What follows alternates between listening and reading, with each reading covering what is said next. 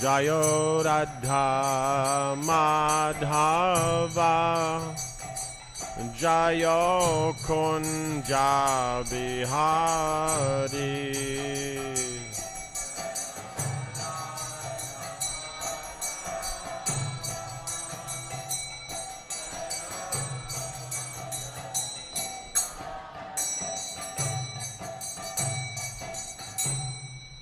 Hare Krishna, Hare Krishna, Krishna Krishna, Hare Hare, Hare Rama, Hare Rama, Rama Rama, Hare Hare.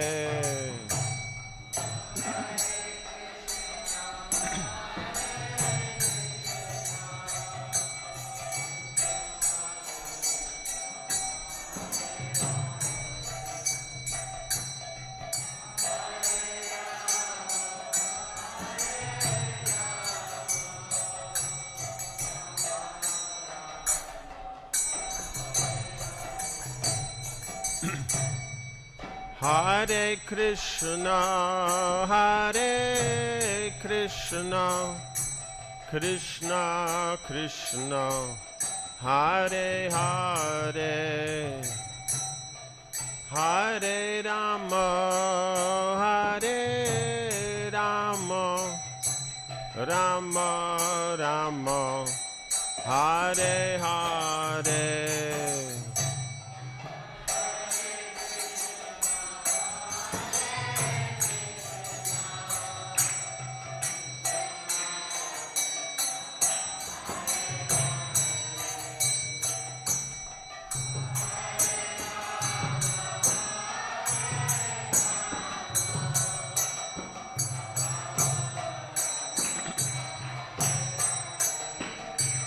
Hare Krishna, Hare Krishna, Krishna Krishna, Hare Hare, Hare Rama, Hare Rama, Rama Rama, Hare Hare.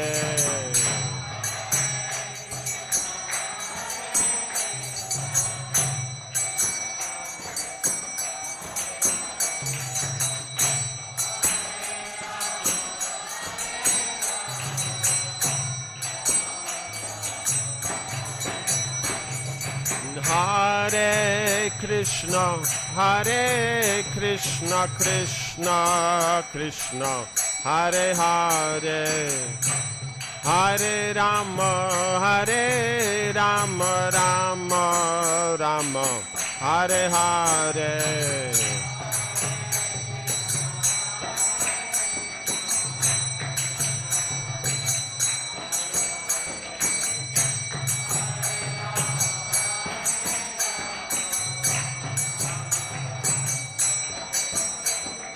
Hare Krishna, Hare Krishna, Krishna Krishna, Hare Hare, Hare Rama, Hare Rama, Rama Rama, Hare Hare.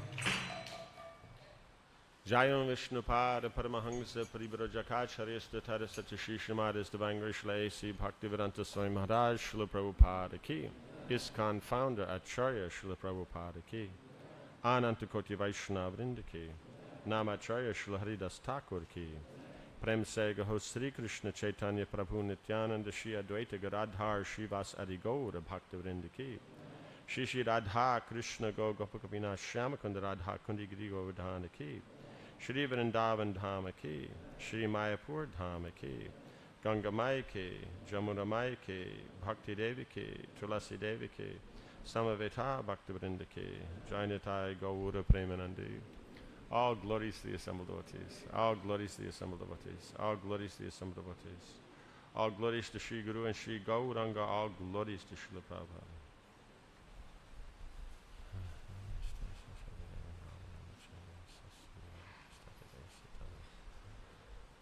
Om Namo Bhagavate Vasudevaya.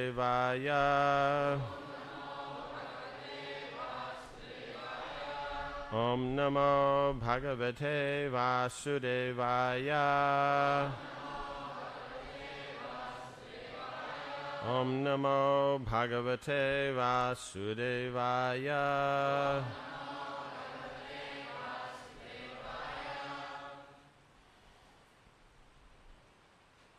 Aham Uchavacher Dravyai Kriyayot Panayanaghe Naiva Tushter Chitor Chayam Bhuta Grama Vamanina Aham Uchavacher Dravyai Kriyayot Panayanaghe Naiva Tushyer Chitor Chayam Bhuta Grama Vamanina Aham Uchavacher Dravyai Kriyayot Panayanaghe Naiva Tushyer Chitor Chayam Bhuta Grama Vamanina Aham Uchavacher Dravyai Kriyayot Panayanaghe Naiva Tushyer Chitor Chayam Bhuta Grama Vamanina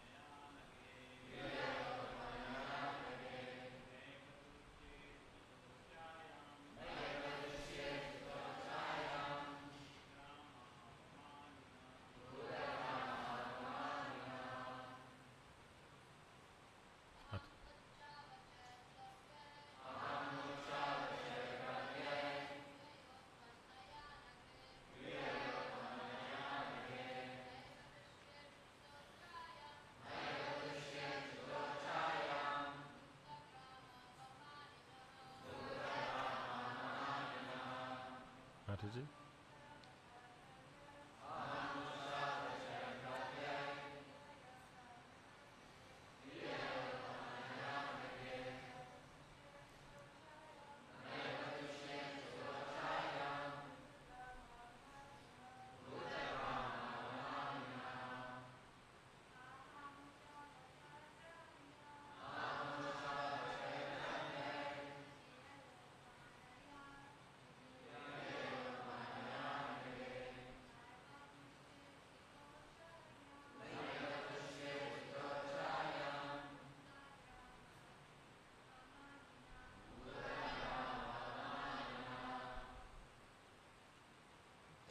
aham, I, ucha avachai, with various dravyai, paraphernalia, kriyaya, by religious rituals, utpannaya, accomplished, anaghe, O sinless mother, na, not, eva, certainly, tushye, am pleased, archita, worshipped, archayam, in the deity form, bhutagrama, to other living entities, avamanina, with those who are disrespectful. Translation: My dear mother, even if he worships with proper rituals and paraphernalia, a person who is ignorant of my presence in all living entities never pleases me by the worship of my deities in the temple. Purport: There are 64 different prescriptions for worship of the deity in the temple. There are many items offered to the deity, some valuable and some less valuable. It is prescribed in Bhagavad Gita, quote, if a devotee offers me a small flower, a leaf, some water, or a little fruit, I will accept it, end quote. The real purpose is to exhibit one's loving devotion to the Lord. The offerings themselves are secondary. If one has not developed loving devotion to the Lord and simply offers many kinds of foodstuffs, fruits, and flowers without real devotion, the offering will not be accepted by the Lord. We cannot bribe the personality of Godhead. He is so great that our bribery has no value, nor has he any scarcity. Since he is full in himself, what can we offer him? Everything is produced by him. We simply offer to show our love and gratitude to the Lord. This gratitude and love for Krishna is exhibited by a pure devotee who knows that the Lord lives in every living entity. As such, temple worship necessarily includes distribution of prasad. It is not that one should create a temple in his private apartment or private room, offer something to the Lord and then eat. Of course, that is better than simply cooking foodstuffs and eating without understanding one's relationship with the Supreme Lord. People who act in this manner are just like animals. But the devotee who wants to elevate himself to the higher level of understanding must know that the Lord is present in every living entity. And as stated in the previous verse, one should be compassionate to other living entities. A devotee should worship the Supreme Lord, be friendly to persons who are on the same level, and be compassionate to the ignorant. One should exhibit his compassion for ignorant living entities by distributing prasad. Distribution of prasad to the ignorant masses of people is essential for persons who make offerings to the personality of Godhead. Real love and devotion is accepted by the Lord. Many valuable foodstuffs may be presented to a person, but if the person is not hungry, all such offerings are useless for him. Similarly, we may offer many valuable items to the deity, but if we have no real sense of devotion and no real sense of the Lord's presence everywhere, then we are lacking in devotional service. In such a state of ignorance, we cannot offer anything acceptable to the Lord.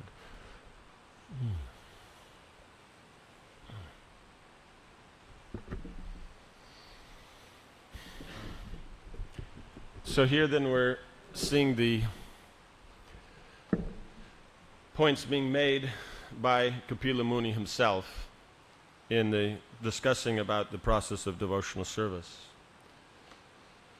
That, and Srila Prabhupada is then expanding on that the devotion to the Lord is actually what's being expressed. And that devotion then is expressed through a medium. So the medium is the ritual. So the ritual is important in that you need it to express. You can't, how do you express without a ritual? It's not possible. So therefore, the ritual is important, but but it has no meaning if the purpose of the ritual is not expressed, is not obtained. So here then, we're performing all the nice rituals, but if there's no devotion to the Lord, then how will that be pleasing to the Lord? How will the ritual please the Lord? Right? Because the ritual itself will be some manifestation or some exchange of opulence, but the Lord has everything. It's all His anyway. So then what's important is the devotion in which it's offered, right? The parent has the whole house. They have the yard, they have the bushes and the trees. And the small child goes out into the yard, picks a dandelion or something like that, and brings it in and gives it to the mother. The mother's pleased. Why would she be pleased? It's her dandelion anyway. And not only that, what's the big deal about dandelions? Okay, a dozen long-stemmed roses, we can start discussing, but a dandelion, right? But, so the point is that it has been offered with devotion. And that devotion is what is pleasing, right? So relationships are based on that mood, that attitude, that devotion, that affection, that expression. So, therefore, that is what the Lord's looking for. Now, if someone has this devotion to Him, then that means that he, as a person, has his own perspective. And his perspective is that all living entities are part and parcel of Him. All living entities should be engaged or connected with Him. So that's what He's trying to do. He's created the world. He's given the Vedas. He sends the Acharyas. He's given the process of devotional service. He's given the whole social system. He's given everything here that we can interact with for the purpose of coming back to Him. So if that is understood, that this is what He desires as a person, we would then be trying to do the same thing ourselves in whatever way or whatever capacity we can. So then that means then one has to start with the point of seeing the Lord in the heart, being able to see the Lord everywhere. If you can't do that, your devotional service will be stunted in some area. Because of our conditioned nature, there are areas that we're very comfortable with, areas that we're not comfortable with. So as soon as an area that we're comfortable with, yes, we're happy, Krishna conscious, everything's great. We're happy, everyone we see, we're nice to, right? But if we're not happy, we're not nice to anybody, right? So it's not dependent upon our God consciousness, it's dependent on how we feel, right? So here, then, and why is that? Because we see the world through our perspective. Naturally, we're going to have a perspective, but if that exclusively is the point of view, that's going to be a problem, right? It's going to be a difficulty, because then what happens is now, according to our conditioned nature, we have many things that are, impurities in the heart. And those impurities in the heart take the form of dharma, artha, kama, or moksha, right? If those things are connected to the Lord, they become purifying, they become uplifting. But if they're not connected to the Lord, they bind us to the world. So that means they're an impurity, they're an imperfection. So then in that imperfect state, that area of importance to us that we're not connecting to the Lord, if it happens to somehow or another be something that's not unfavorable devotional service, it won't get in the way. But if it is, then, just as the Smarta Brahmins are attached to the elements of the form of Dharma, and therefore miss the actual relationship with others and with the Lord, it's only based on ritual, that's a problem, right? In the same way, if we drop it down, understand that the Smartas, we badmouth the Smartas, but understand that they're human beings. If someone is a Smarta, he is a human being because he's following Varnashram. That should first be noted. If you don't follow Varnashram, you're less than a human being. So that means then if you're dropping down into Artha, which is morality and ethics, justice and economics, which is the way basically what we are proud of calling the Western world, it's subhuman. So you're already starting from a lower position, right? And then if those get in the way of our devotional service, all we can see is economics, how someone's using their money and this and that, how someone's going around in the world like that. Then that is getting in the way of our devotional service. It's an anartha. It's not devotional service because we're not seeing Krishna in it. And it doesn't matter if everybody agrees with it. It doesn't matter. That's the fun part, is because all that actually matters is Krishna's opinion. Right? Prabhupada says so many times, you can get 1 million fools together and they can say some things the truth, but it doesn't matter. It just doesn't matter. Right? And as devotees, generally, we always look, sense gratification is not looked upon kindly. Even engaging the senses in Krishna's service isn't looked upon kindly. So anything with the senses. So our impersonal immaturity gets in the way of actual even, proper dealings with other people. And then the desire for liberation, getting out of the material world, that can also get in the way because we think devotional, if I do this, I become purified, I get out of the material world, I'm freed from material consciousness. Yes, you will be. But what has that got to do with devotion to Krishna? Right? Of course. To have prema, you have to be out of the material world, but which is first? The prema or getting out of the material world? Which is the prominent, which is the priority? Therefore, the emphasis on the devotional aspect, that has to be there. If it emphasizes something else, anything else, it's actually not devotional.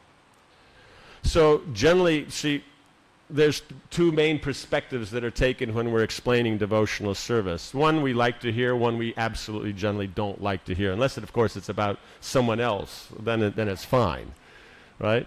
The first perspective we can say is, is embodied, you could say, in Baladev Vidyabhushan. That's the one we like. Prabhupada's Gita is based on his commentaries. He has everybody else's, but the flavor means anything in connection with Krishna in any way, shape, or form is encouraged, and so it's taken as devotional service. So even the most neophyte devotee doing the most neophyte activity, it's encouraged and applauded because it is in connection to Krishna, so it's glorious.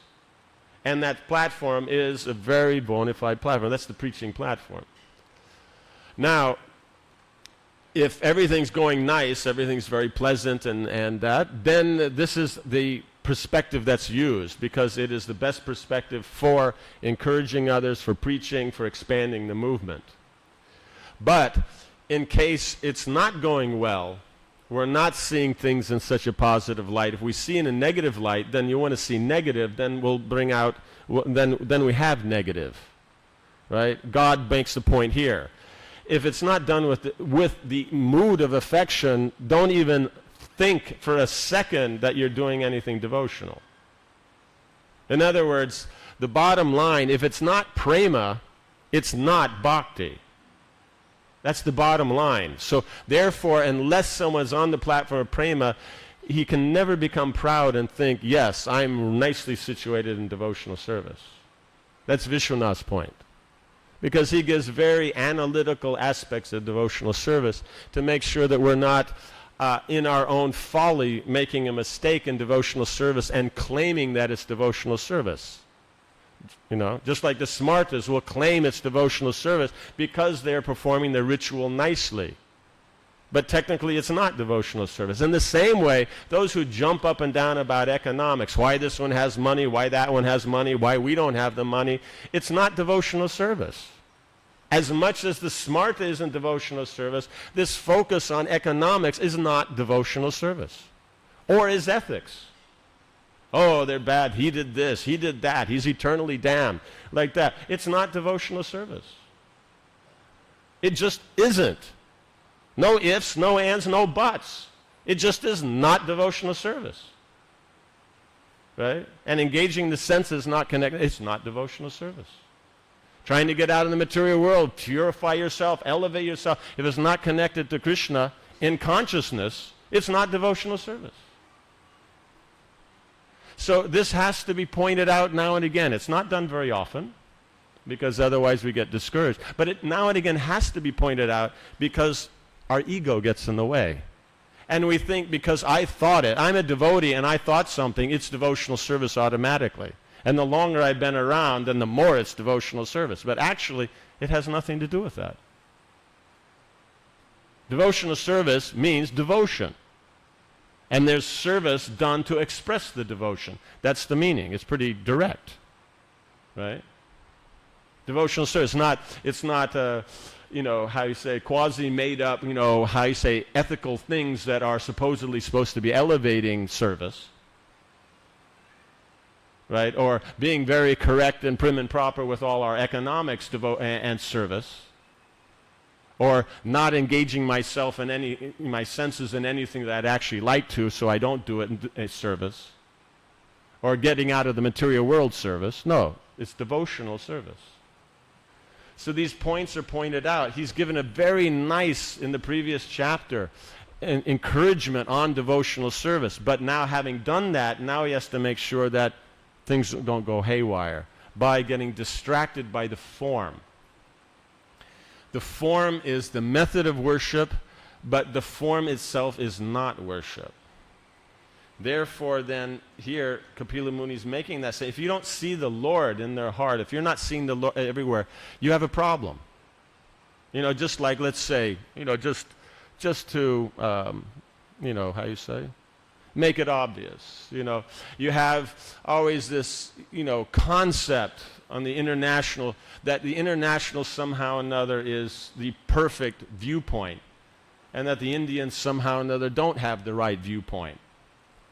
Right? So therefore, let's say in a place like Mayapur or Vrindavan, then you have to have that international viewpoint by bringing in somebody from an international country. Right? International, read America, England, or Australia.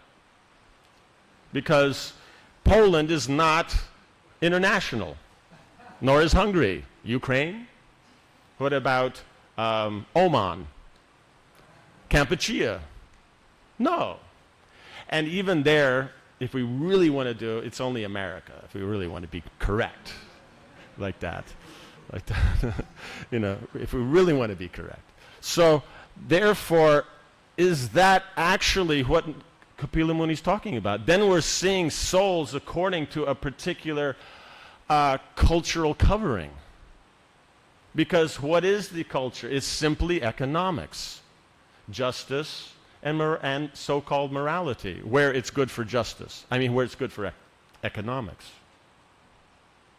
And then whatever is to be gained from the local people here in the way of their, respective authority, their simplicity, their ability to work with others and have actual personal relationships, have social interaction, all the things that the Westerners completely lack at, that is nothing to gain there. Nothing to gain. So, therefore, the problem comes up is that this is actually a manifestation of the negative point of this verse. We're not seeing Paramatma everywhere. We're not seeing. It's that simple. Like that. And why I gave this, because this is a regular, ongoing concept. It's not some obscure thing. It's something very real in our life. And because of that, then we miss the point. But that's why he gives this point. Because this means you're seeing when he says he means it. These aren't things he just says. And he's already taken it now to the second stage of seeing the Paramatma everywhere. Previous chapters, he already explained how you see him as Brahman everywhere. In other words, everything you see is Krishna. Then, whatever you see, then there's an interaction. So that interaction is because of Paramatma. Right? But just, the thing as it is, the matter as it is, that's Brahman. So, and that's where we start the process of self-realization. So now he's bringing it to the Paramatma stage. And why that? This is a net, actually, just to catch us when we fall from the platform of Bhagavan. Because Bhagavan is the actual platform we're trying to get to. Because Krishna wants us to preach. Krishna wants us to interact with everyone favorably. Krishna wants us to interact with him with devotion. That's the Bhagavan. That's the personal platform. Then if one is not able to see like that all the time, at least see Paramatma everywhere, that everything going on is him. And if that's a problem, then if we just see energies and the different things that are happening here, the dynamics, the mechanics of the material world, understand it's Brahman. Like that. But lower than that, then what do you have? Because Dharma, Artha, Kama, and Moksha will not cut it. You know, and the eternal argument throwing out Dharma for Artha, that's really not going to cut it. You know, if we have a doubt about Dharma, why not about Artha? You know? So this is a problem. So we have to be very, very careful here that these points are something that we're supposed to contemplate in our own devotional service, our own life. Otherwise, the tendency is, okay, nice philosophy, been there, done that. But the problem is we haven't been there and we haven't done that. Because if we're seeing Paramatma everywhere, then we have gotten past the third canto. If we're not, we haven't been there, done that. We still require it. So that's why this study is so important. To be able to go through. It sounds technical, but the point is it only sounds technical because of the medium. But the point is just as the medium you use, you have to apply it with devotion. All the mediums that you use are already Krishna. So to not see Krishna in it, that's an illusion. Right? So it's already everything already is Krishna. We just have to recognize it. Like that. Krishna is there at all times, all places, all certain. We can see him. We can interact with him on any of these three platforms. And the ideas we see here is that why these platforms are made so strongly is because otherwise we'll tend to stay on the lower platforms. So without sometimes some strong point being made, we won't elevate ourselves. We'll figure whatever I'm doing is good enough. It's working, it's good enough. But relationships don't work like that. Relationships don't work that they're good enough. Like that. It means your society, why is the society there? A society is there basically because you have a grihastha ashram. If there's no grihastha ashram, you don't generally call it a society. All right? Like that. The sages out in the forest, you know, in Tapaloka, you don't call it a society. Like that. So as soon as you introduce family life, then you have a social system. Right?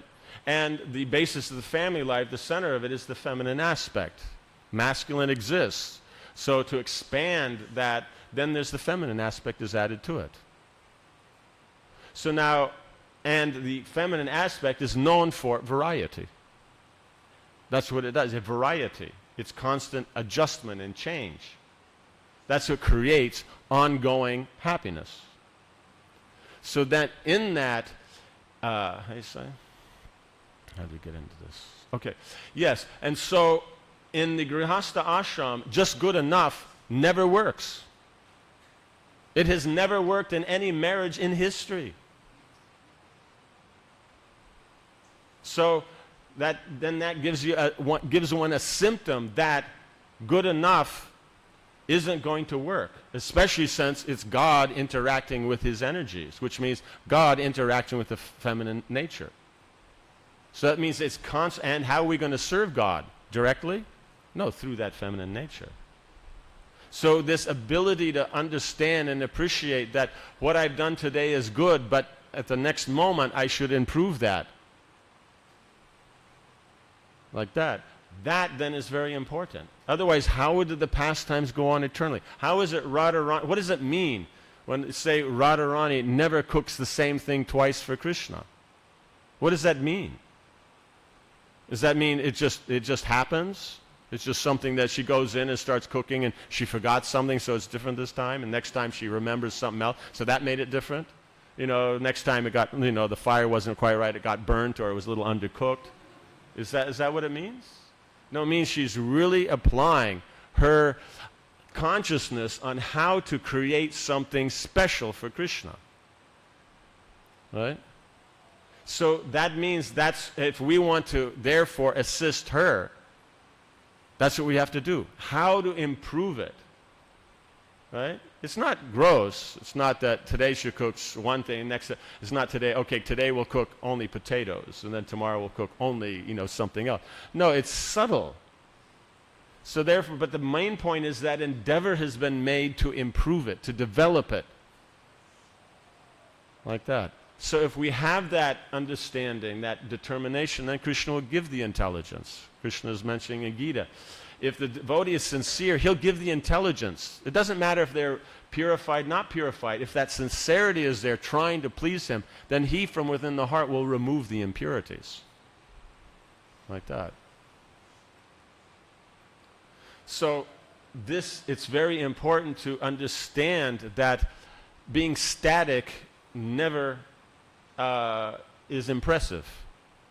One has to be dynamic. So that dynamicism means that there has to be a constant awareness, right, of your activities and its relationship in Krishna consciousness. If you're aware of it, constantly aware, it will naturally improve. Because if we're aware, it means we're conscious. We're Krishna conscious. We're in touch with his internal potency. His internal potency is always developing, always expanding. So if we're in touch with that, naturally our service will do the same thing.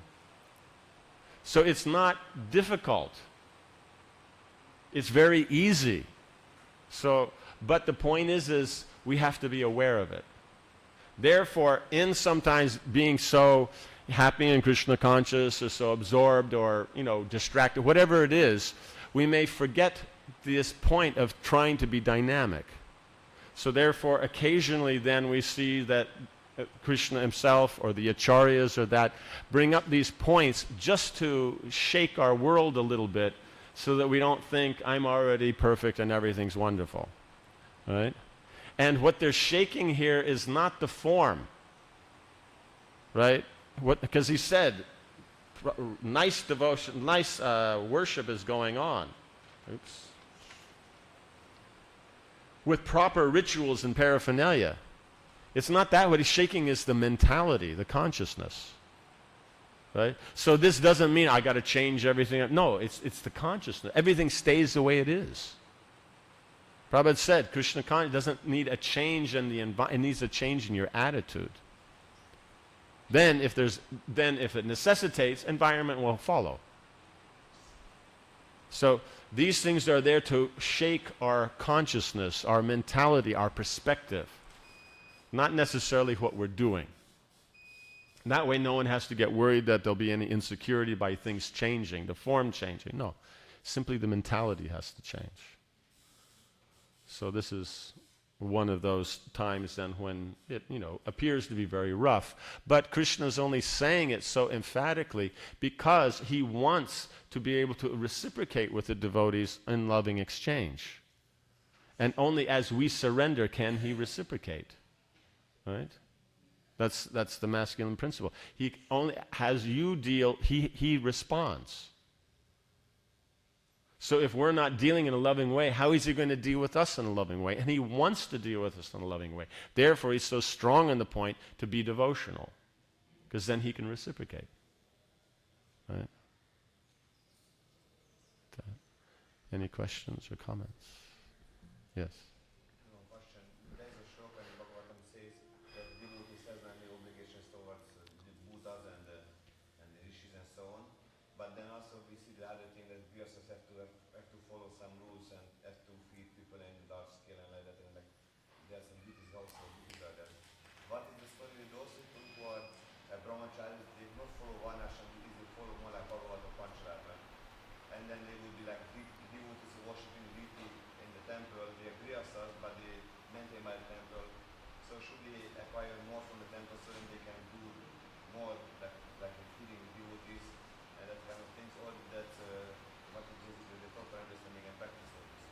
Okay. For brahmacharis who are doing book distribution.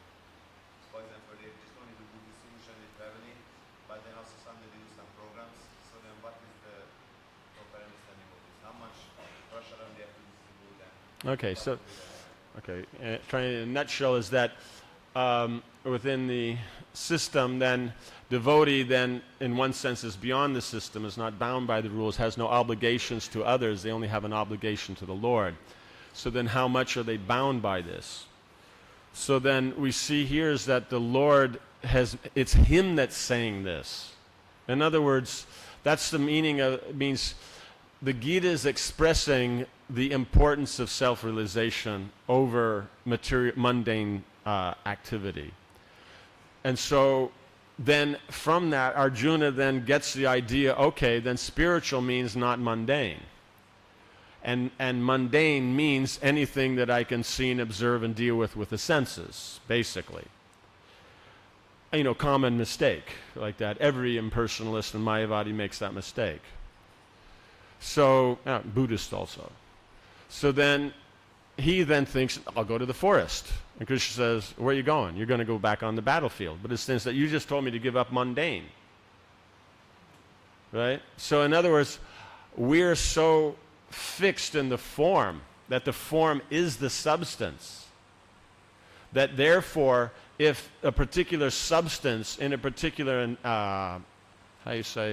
environment or application or usage is not good, then we say anything connected with that is not good. So if we think form is good because through form we can get anything we want, we enjoy, we're happy. So if we point out that form is external and it's not happiness, then our conclusion is then form is useless. No form is of any value. You understand? So Arjuna made that was his first mistake. So then Krishna is trying to point out is no, form is fine if it's connected to Krishna. Form is not fine if it's not connected to Krishna. That's the problem. So it's not that by being connected to Krishna and not having an obligation, you know, on the mundane platform to anybody doesn't mean that the forms of devotional service aren't practiced, right? So a grihastha is in that ashram, and it has certain forms that go with it. So therefore, feeding guests and things like that are part of it. Just like we see Srila Prabhupada's father. He was a pure devotee. He's training a pure devotee. And he fed guests every day. Right? So it's part of the expression. Krishna likes that. So brahmacharis may not do that because they don't have the facilities. And it's not that the brahmachari is working on the Bhagavatam Pancharatric platform, but that they're a brahmachari, that's Vedic. That they're a celibate student, that's not a rule of Bhagavad or Pancharatric. That's a rule of Vedic. You know what I'm saying? So, it's not that devotees being beyond the rules means they're actually applying the rule. You know what I'm saying? It's just like, okay, the guy is beyond giving roses. What does that mean? It means that the devotion, the love, the affection is so great that whether he gives flowers or not, the purpose of the flowers are obtained. But that doesn't mean he won't give flowers because of the affection, because the flowers are a form in which you can express that affection. He will do that. You know what I'm saying? It's not that because he's beyond it, he doesn't do it. That's also a mistake. It's a Mayavadi-based mistake, is that if we're beyond the rules, we don't follow them. Like that. Whose rules are they? They're God's rules. Right? The universal laws of the cosmic creation, why they won't be followed. God follows them. Right? One of the 64 qualities listed in the Nectar Devotion of Krishna is he follows the injunctions of Shastra. And we all know he's beyond it. In fact, he made the injunctions. But now, that means, it's like this is the difference. God means you can make the injunctions about things you want to do. You know what I'm saying? So, therefore, if we're following God, then we follow those injunctions because that's what he likes to do. Otherwise, why would God make an injunction he doesn't like? Right? He's God. He doesn't have to. Does that make sense? So the basic principle is that what we're trying to catch here is the simultaneous separation and non-separation between the form and the mood. The form is important, but it only has real value if the mood is right. And the mood is the primary point, but you can only express mood through form. There's no way to express mood without form. right? I think those concepts kind of went out in the 50s and 60s, where people would send around in telepathy and didn't move and just thought, and that was like perfection. Now it's back to interaction. You know what I'm saying? So without a form, how can you express anything? Without language, without bodily, the nuances that are in the bodily interaction, without items, things, without situations, how do you express anything? Right? So time, place, and circumstance means it's applying to the mood. Right? Circumstance means the mood. Circumstance, the mood. The place is there. It's fixed. That's obvious. Right? The time, then, according to the time of the day or the season or whatever it is, then you'll deal with that in a certain way. But then the final point is going to be the mood. Because the mood's one way, you'll deal with all that in one way, if you're not in the other. So this means time, place, and circumstance. What is the environment, the place that you're dealing in? What is the time? What is appropriate for that time? Right? If it's midnight, do we have lunch? No. It's noontime, we have lunch. Right? And then circumstance means the mood. But there's a very good chance that those who always quote time, place, and circumstance as an argument against Vedic culture wouldn't have a clue that this is what time, place, and circumstance means. It's just a weapon to use against something that appears to be restrictive on my life. You know what I'm saying? So we have to be very, very careful to know that mood and form go together. They're separated, but at the same time, so that's a Chinta Beta Beta Tattva. Simultaneously one, but different. Right? The mood has to be expressed through the most ideal form. And the form has to have the most ideal mood. So whatever's the best mood you can have and whatever's the best form you can have, that combination being done to please Krishna, that's devotional service.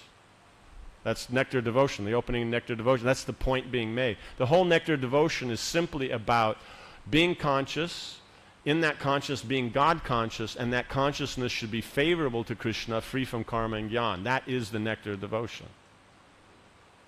You understand that, you understand nectar devotion. You don't understand that, you didn't understand anything. You know what I'm saying? So that's why Krishna consciousness, Prabhupada says, has to be approached with a cool head, with maturity. Like that. It means what we have to offer is way beyond anybody else in the material world can offer. There's no one that can explain the mechanics of how this material world works, relationships, what is there, God, a living entity, the material energy, any of those things. No one. There's not one person who is outside a devotional service that can explain these things. Just isn't. So because this world is Krishna's, so therefore using this world for Krishna, what's the problem? If Paramatma's anywhere, what's the problem if we use anything for Krishna? But the point is you're using it for Krishna, it's favorable to him, not to yourself. That's the regulator. Because I always say, but if you see him everywhere and everything's Krishna, then you could use any old nonsense. Yes, you could use any old nonsense, but how is that nonsense pleasing to Krishna? Right? As a person. So that's what regulates it. You had something? Oh, okay. Okay. Something else? Yes.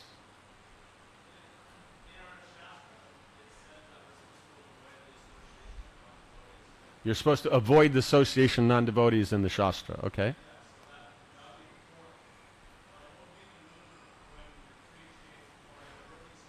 Okay, how to apply the form that the Shastra mentions of don't associate with non-devotees? What would be the mood? Association means that basically your value system is the same, and on that same value system you therefore share common activities. That's association.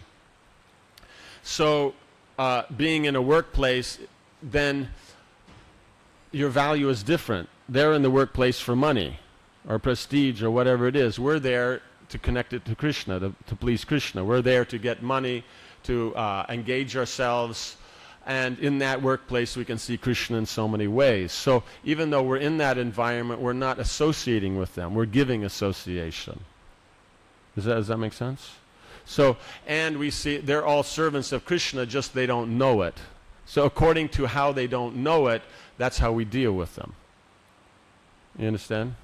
You know, so if they think they're very special, we deal with them in that way. They're happy. You know, they think they're very beautiful or very competent, then we deal with them that, you know. You know what I'm saying? Someone worried about what they look like, you comment that, you know, wow, you look good today, you know, or that's, you know, saying nice tie, you know, like stuff like that, you know, that then they're very appreciative. Then the relationship develops. Then they're wanting to associate with you. And since you're connected to Krishna, this way they'll be connected. But so you're dealing with them on their level, but not because of their rules, because of our rules. You have to understand that social interaction is our rules, not the karmi's rules. Right? When you greet people, what do? Is there such a thing as when you first meet somebody of an interaction that's unique from other interactions? Right? We greet devotees, Hari Bol, or accept my humble obeisances, or pranams, or is there? Yeah. So what was first? That or, you know, a handshake between businessmen? Which came first?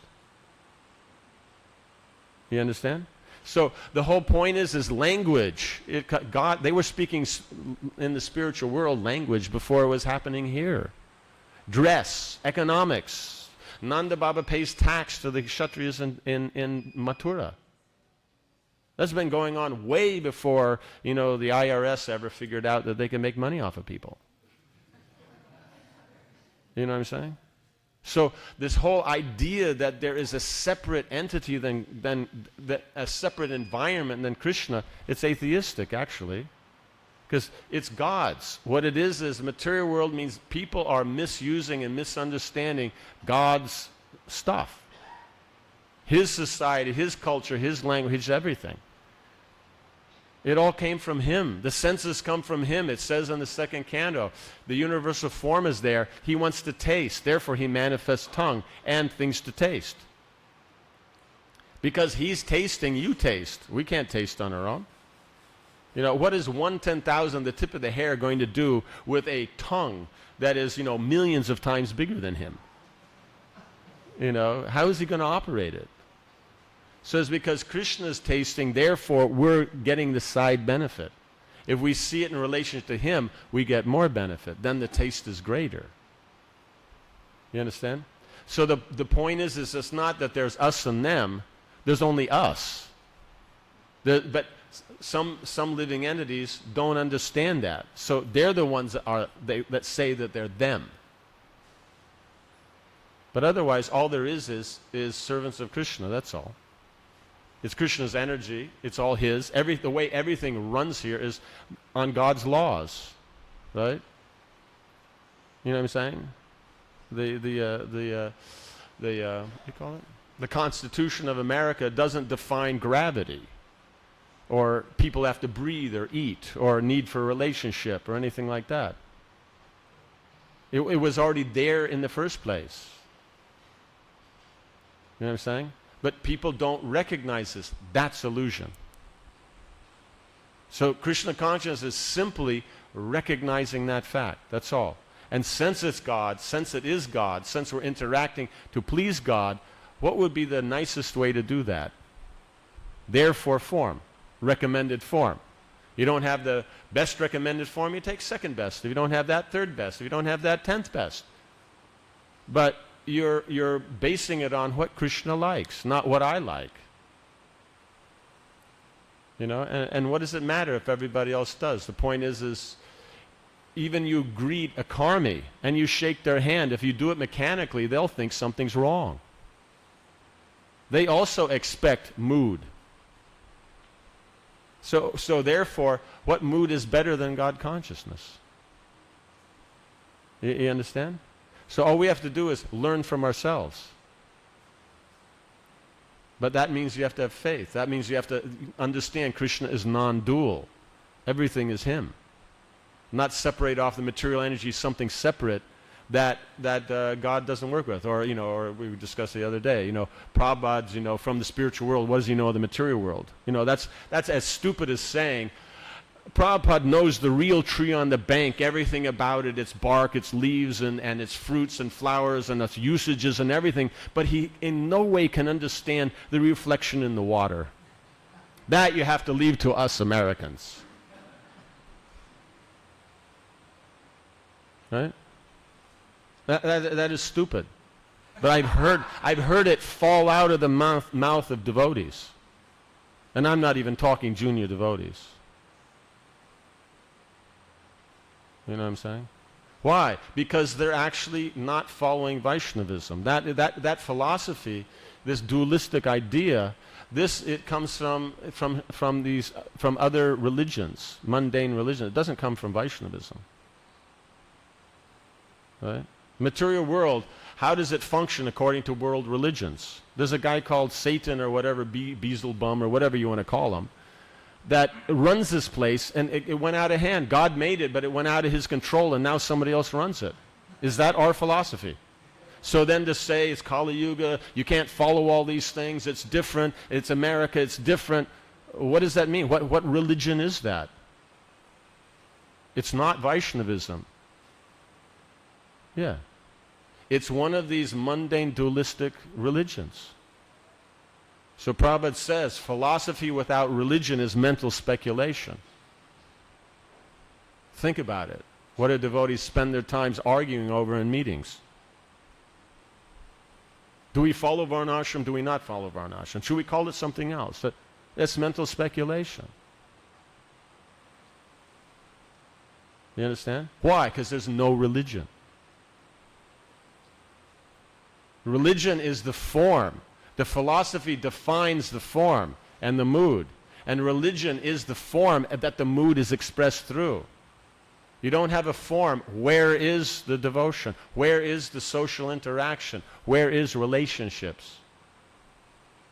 Does that make sense? So the whole point is that it's not that it's something different. It's a matter of we have the right consciousness, then wherever you are, you're perfectly situated. And anybody who comes in contact with you is very fortunate. Right? Because they're just awash in the material world and they've come in contact with the devotee. So you don't have to change what you do, because whatever you're doing comes from God anyway.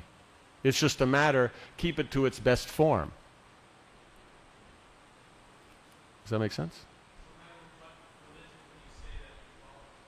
What religion do? You.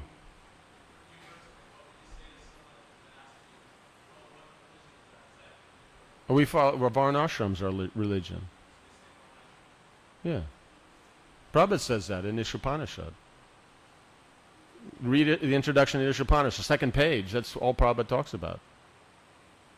We're not Hindu, we follow Varnashram. Varnashram is Sanatana Dharma. Right? This is where the problem comes, is because devotees only see the form, and then they translate it according to their own interpretation.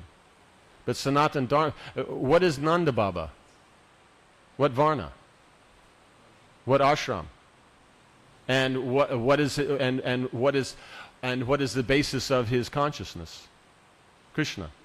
So that's the point. You're Krishna conscious, and you follow that form. And that form is based on principles. So if you can't get the ideal form, you get as close to it as possible. Right? You work at a job, so that means you're working for someone. What's the form of working for someone? What should it look like? You sit at the desk, do nothing, and when the boss comes around, do something, and then when he goes away, do nothing? Is that the ideal form? Or is it that you do your best at your job, try to work well with other people in the company, right? Try to progress the needs of that company, like that. Work properly with the boss and anyone connected to the boss, right? Now, would you be noticed for that? Would you move up in the company? Why? Because that's the form given by God. That's how God says you should hold a job. That's right in 7th canto Bhagavatam. But do devotees do that? No. So that means, how are you going to see your job connected to the Lord? So that means, what religion are you following then?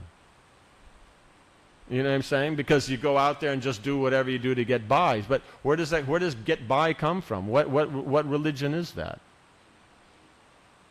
Religion is the inherent nature of something you can't change.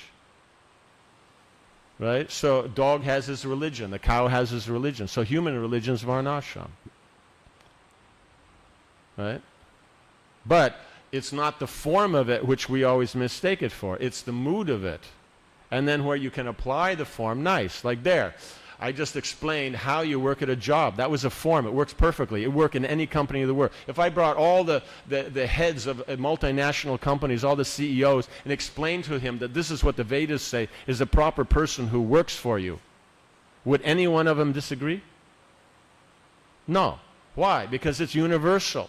It's God's law.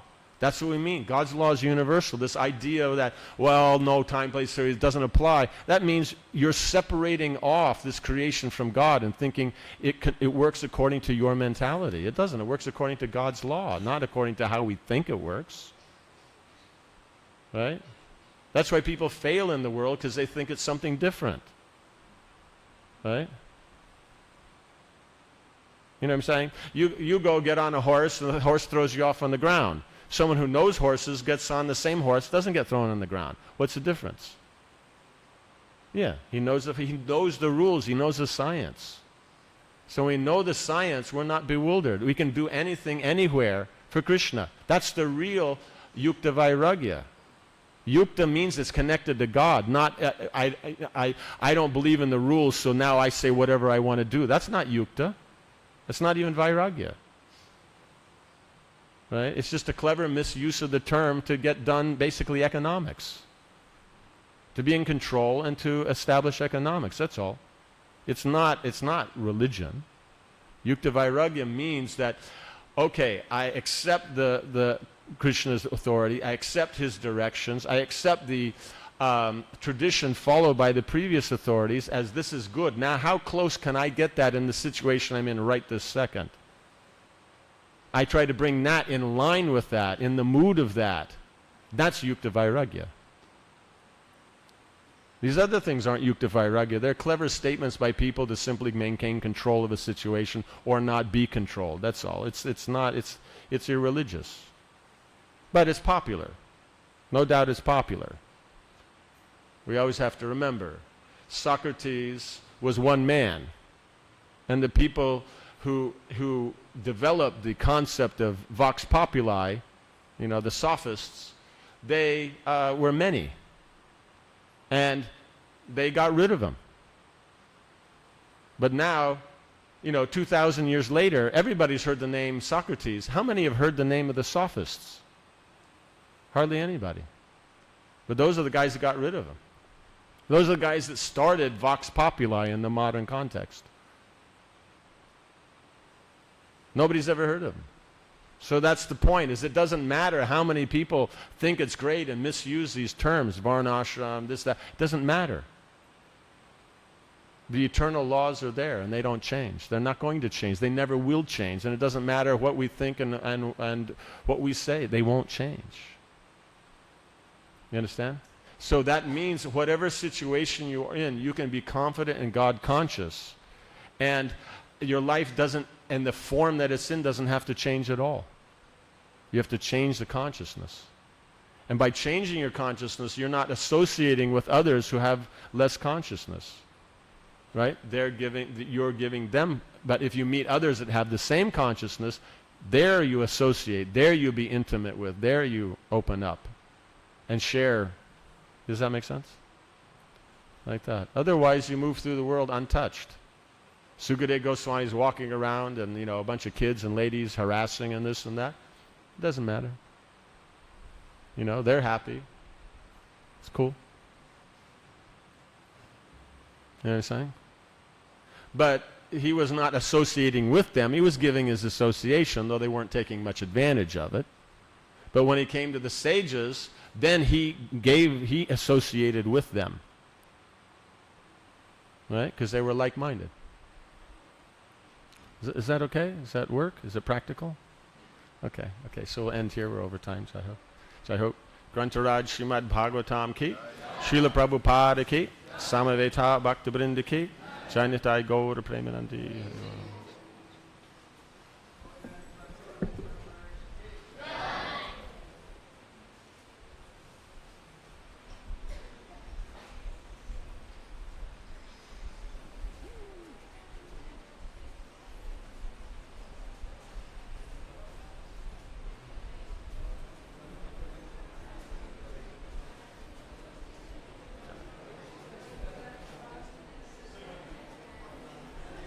So, how was the chair? Good? Came in, he's in the chair. No one was here, but it was funny. Once Padma Lochan in Vrindavan, in the Vrindavan guest house, you know the guest house? So he was coming down the stairs. You know how when you come down the stairs, there's that little things, there's all the chairs? You know, and they have those doors that open out, they're like windows and doors. He came in, there was a monkey sitting in the chair, you know, looking at her like that. It was really funny. And then when he saw him, he just kind of looked at him, sat for a while, didn't even get up. And then when Padma Lochan went over closer, then he got up slowly and went out the door. It was funny. Really like the profile of those guys. Yeah, but it was funny. He was sitting in the chair, leaning back, putting his arms on the thing,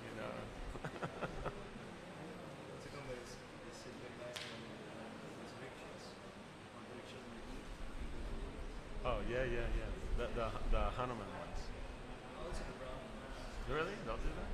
Because generally they fight too much, those guys. Too much fighting. Certainly they're picking up on people's mood. I heard in Brahman say that in the second chapter, third chapter, all the animals they were following Maharaj and all this thing because people were following. They would try. Vegetarian, and even I heard something like that, even the tigers were vegetarian, something like that. I'm not sure about that, but the thing is they would try to emulate the qualities. They're saying that, but they were actually very, very pious. Yeah, but it doesn't mean that they didn't eat animals and stuff, but it just meant that they were trying in that mood. They weren't over envious or jealous or those kind of, they weren't selfish. They weren't, like those kind of things. Like a dog gets something, another dog's come and they fight, so they'd share, they'd do stuff like that. It doesn't mean they wouldn't be rooting around in the garbage, but they would share the garbage. You know what I'm saying? So they would be careful. So I hope just have to go see my husband.